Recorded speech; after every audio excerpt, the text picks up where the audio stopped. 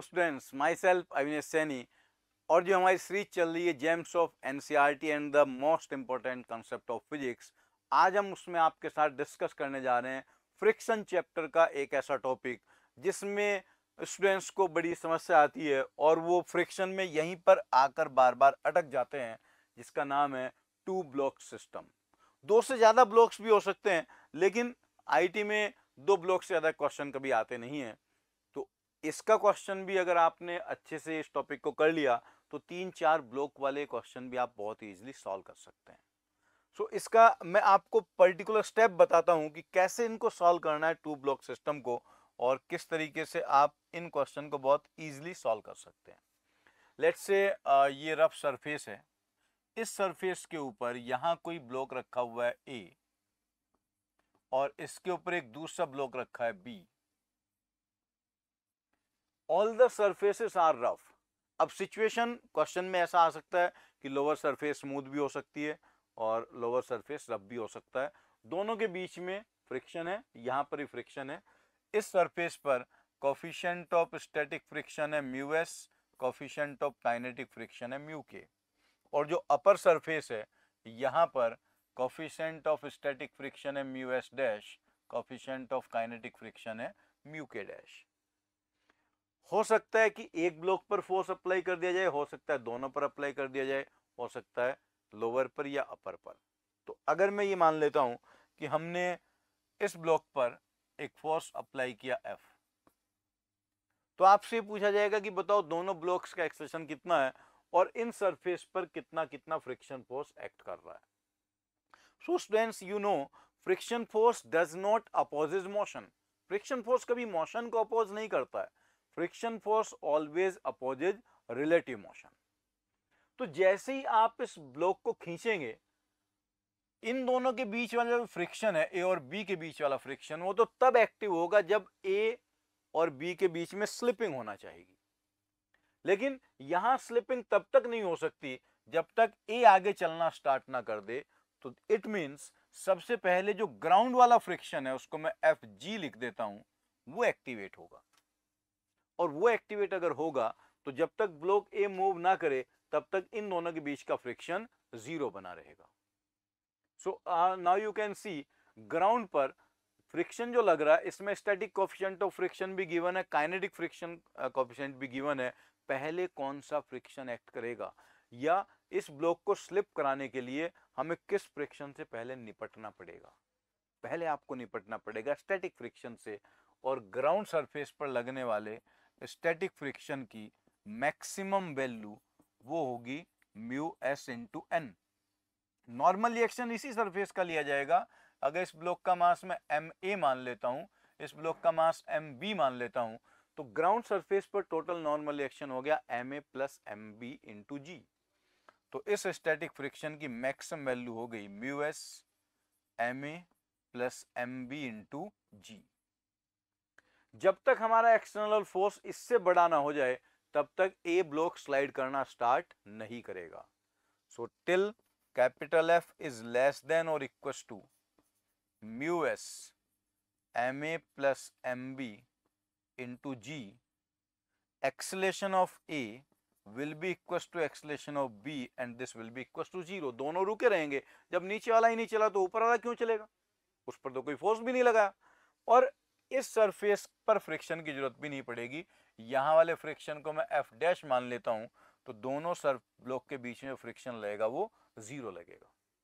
अगर इस maximum friction की वैल्यू में ऐसे ही फॉर एग्जांपल कह दूं 20 न्यूटन है, तो जब तक आपका फोर्स भी 20 न्यूटन ना हो जाए तब तक स्लिपिंग कहीं भी स्टार्ट नहीं होगी। अगर आपने 10 न्यूटन फोर्स लगाया तो ग्राउंड वाला फ्रिक्शन भी 10 न्यूटन ही लगेगा। This is first point. दूसरी बात, अब मैं मान लेता हूं कि हमने जो फोर्स अप्लाई किया कैपिटल एफ, वो इस स्टैटिक फ्रिक्शन की मैक्सिमम वैल्यू से ज्यादा है। तो जो दोनों ब्लॉक ग्राउंड पर रखे हुए हैं, ये ग्राउंड पर ब्लॉक ए रखा हुआ था, यहां पर इसके ऊपर ब्लॉक बी रखा हुआ है, इसका मास एम बी, यहां पर आपने एफ फोर्स लगाया और ये इस स्टैटिक फ्रिक्शन की मैक्सिमम वैल्यू से ज्यादा है। इट मींस ए स्लिप करना स्टार्ट कर देगा। तो ए अगर चलेगा तो अब ये देखना होगा कि ए और बी साथ साथ चलेंगे या दोनों का एक्सलेशन अलग अलग होगा। तो उसके लिए आप ये मान लेंगे let acceleration of A equals to acceleration of B, दोनों का एक्सलेशन मान लो सेम है। So both are moving like a system, जैसे ये दोनों आपस में चिपक गए, ये दो ब्लॉक ना होकर एक ही ब्लॉक बन गए, और यहां ग्राउंड पर जो फ्रिक्शन लग रहा होगा वो लगेगा काइनेटिक, और काइनेटिक फ्रिक्शन जब भी लगता है वो मैक्सिमम ही लगता है, जो होगा mu K into M A plus M B into G. अब ये इस पूरे सिस्टम पर इन दोनों ब्लॉक को एक सिस्टम मान लिया, इस सिस्टम पर ये एफ फोर्स आगे लग रहा है, काइनेटिक फ्रिक्शन पीछे, तो दोनों का एक्सेलेरेशन मैंने सेम मान लिया, तो उस एक्सेलेरेशन की वैल्यू आएगी कैपिटल एफ माइनस म्यू के M A plus M B into ji upon M A plus M B. इस एक्सप्रेशन से दोनों चल रहे होंगे, लेकिन ये तो अज्यूम किया था, ये भी चेक करना होगा कि ये सही है या गलत है।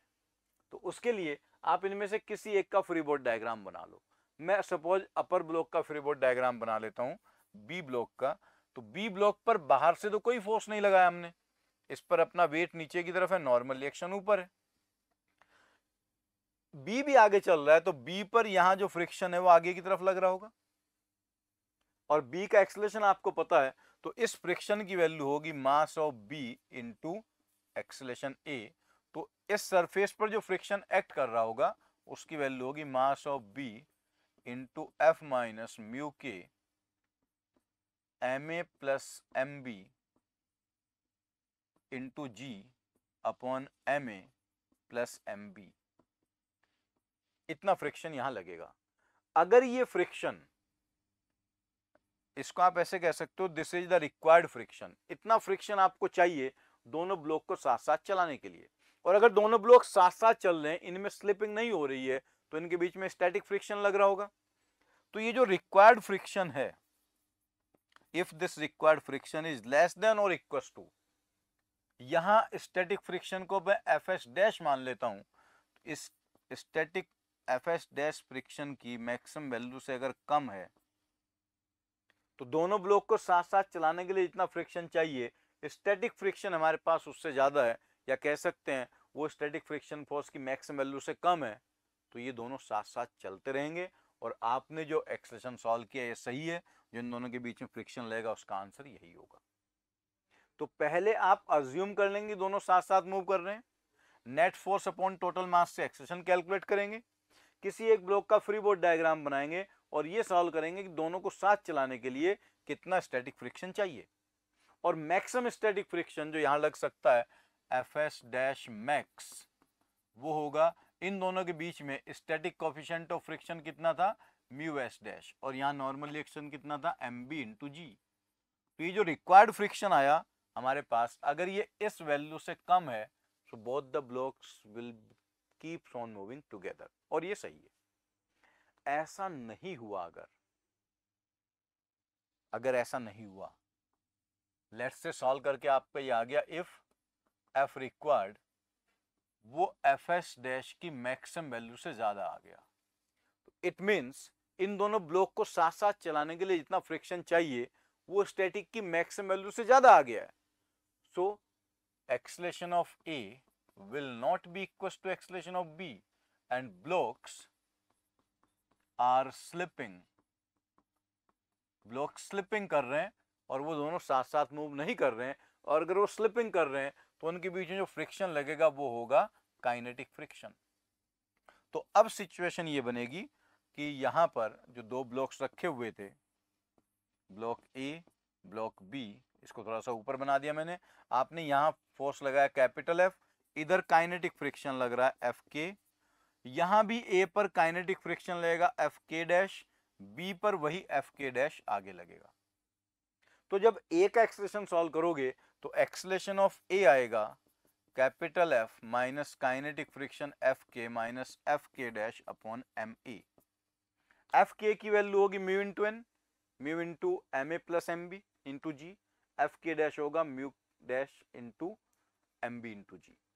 और फिर अपर ब्लॉक का एक्सेलरेशन आएगा, acceleration of block B that is F K dash by mass of B.